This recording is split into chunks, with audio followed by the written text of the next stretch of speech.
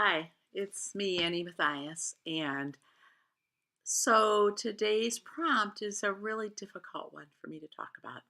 I'm very aware that there's been many, many obstacles in my life that I've had to overcome to be where I am here now. And where I am now is living in the desert lands, doing my own work, creating from my own voice, authentically teaching what I know to be true. One of the things that was a big obstacle that I will use as a metaphor, but it was also a real life situation, was I used to have to hide my poetry under the mattress.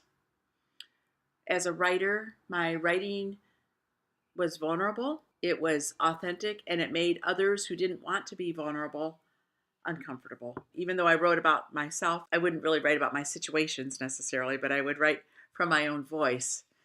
As you all know, when you are authentically speaking, it opens up hearts, and sometimes people don't want their hearts opened.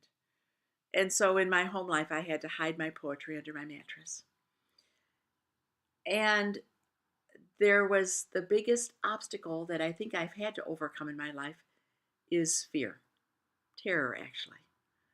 Um, and much of that means running or walking away from situations that were threatening to my life, some that were threatening to my soul.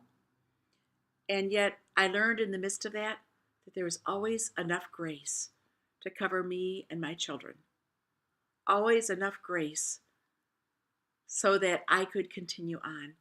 And I think that for me personally, that's why I dwell more on, instead of telling you all the things that have happened in my life, which I certainly could. And people said, well, you should list out all the things you've lived through. Well, sometimes to me, what matters more is that there's grace for all of us.